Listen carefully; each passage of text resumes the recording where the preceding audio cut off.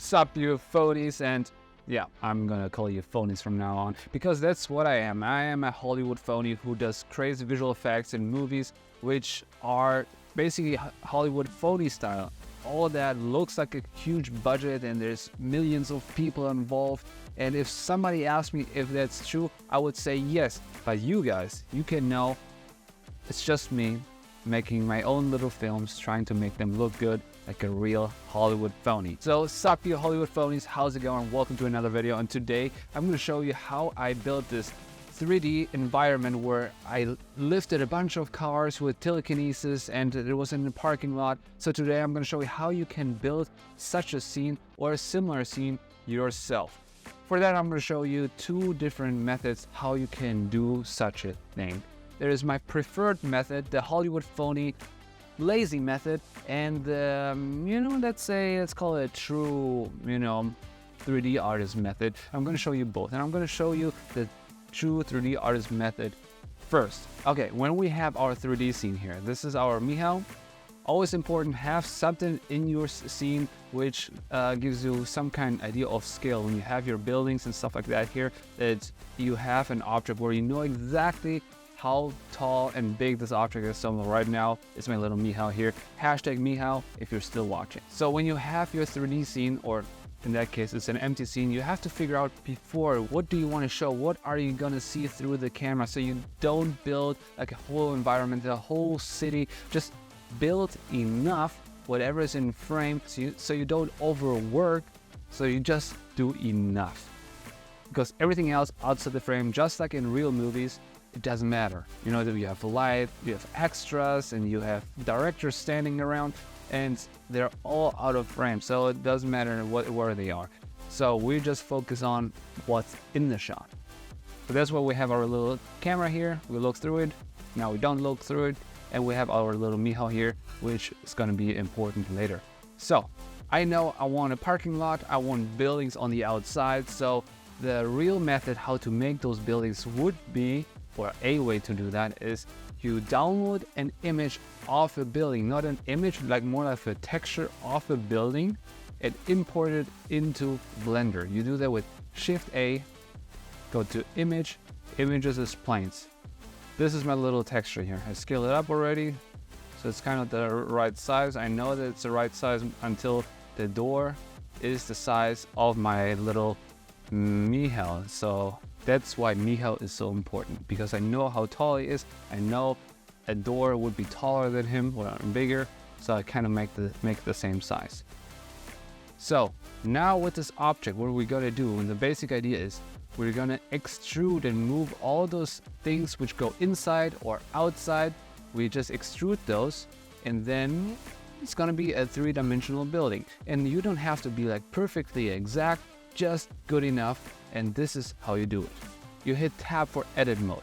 Now you can change all, you can make loop cuts, you can do everything you want to it.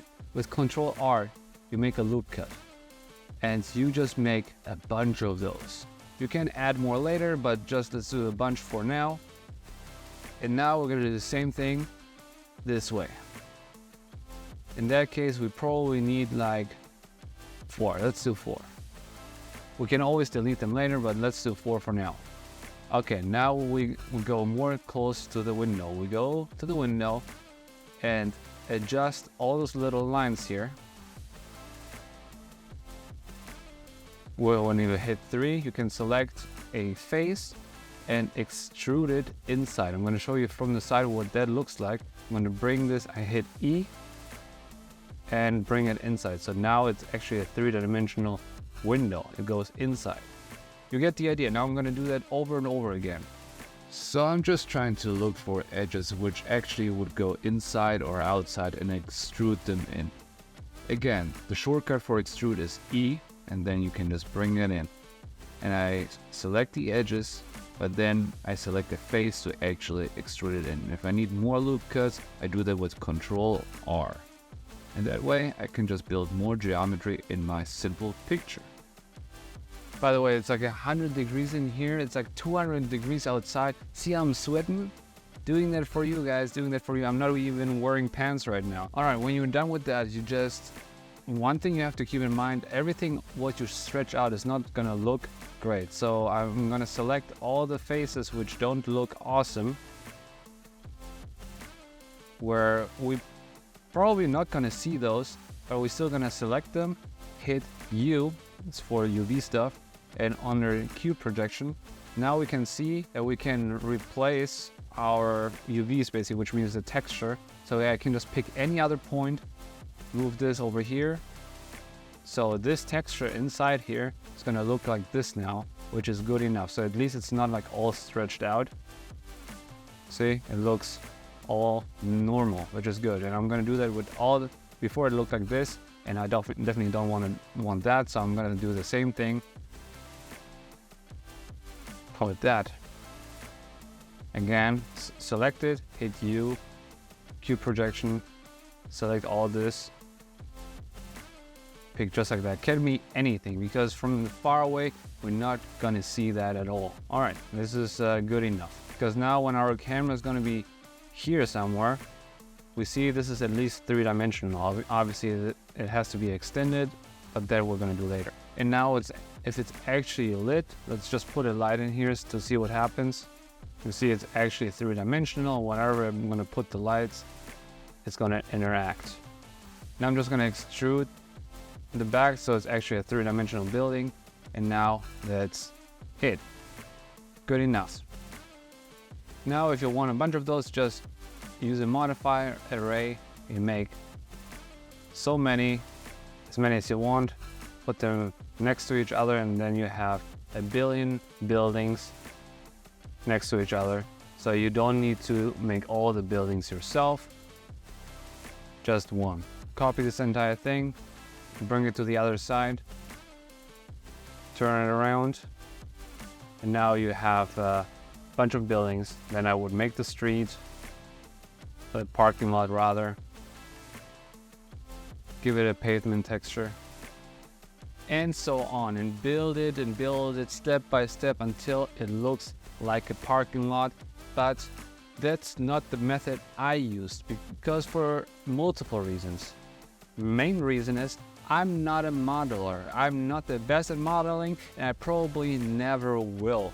So if you are in my shoes and you don't want to show off your modeling skills in your scene, you just want to create a story to make something awesome, then you don't need to do all that by yourself. Because guess what? There's so many people out there who are way more talented than you and I are, so why not let them do the work? And they did already, and all of this work, not all of it, but a lot of this work is for free. And that's exactly what I did here. I just downloaded a scene from someone who did that work already, and I just edited it into mine, and that's the second method I'm gonna show you right now. So we're gonna delete all that, don't need it. And I downloaded a model from TurboSquid, I believe. And now to import it, we just go to File, Import, it's an FBX. And here it is. When you download models like that, very often you get into the trouble that the materials are not linked properly, because it's probably not made in Blender, it's probably made in any other software. So when you get this kind of issue, either find a different model or go through the process and try to find all those materials, or at least most of them. If there's not all of them in there, you can always recreate some, but usually they're all in there, otherwise they wouldn't have imported this model and make it available for downloading. So if you run into this kind of problem, go to Material Properties, and here already I can see all those pink materials. Those are not supposed to be pink, so I'm gonna check where are those actual materials. I see this is file 3. I need to I go in my node editor and check where can I find those. I go back to my textures of this actual thing, and I'm looking for windows. Do I see any windows?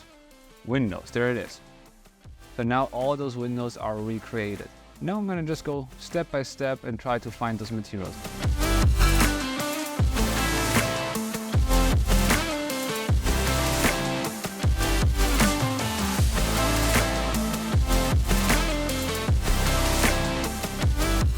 Reserve parking. There it is. stuff like that is obviously more important because, you know, it actually has the material on it, you know, some colors, so that is important. Stuff like this here, if I can't find Lambert 4, if I just remove the material, it's gonna look just fine too. It's just something in the background. I could adjust the material a little, you know, make it maybe a little more metallic, whatever, until it's good enough. But hey, this is my scene.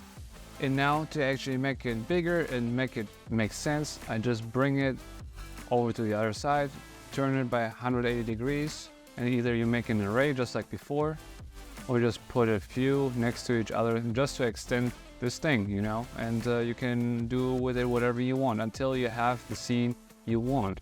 And keep in mind, just do as much as necessary just to get the results you need, because the camera is going to be very low here.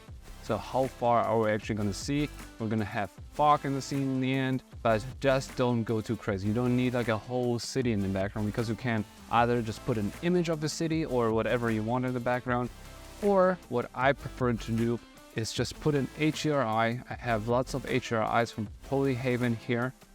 Asset browser, when you see here on my left, I'm going to make it a little bigger. Go to HDRIs, outdoor, guys, no, I want urban, and see, can I find like a city environment or something what resembles a city? Let's do this one. And now my scene is actually perfectly lit. Add a bunch of cars here. You can use whatever cars you want. I did use a few cars from this scene in particular, but I also used other ones. None of the cars I made myself. And then, you know, I just made them fly, like in the other video, like this. And that's basically how you can build your own environment for your scenes. Obviously, it can get more complex than that. It can be way more complicated. There's a few extra tweaks I did. Like in my last tutorials, you saw that I did have those particles floating around. You can check that out. But I also added like puddles on the street, you know, some extra details. You have maybe bugs flying around.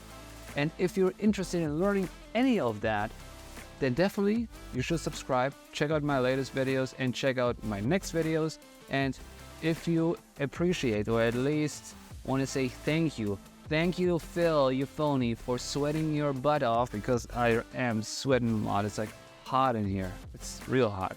So if you appreciate that, make sure to like the video, comment if you have any questions, and see you in the next video.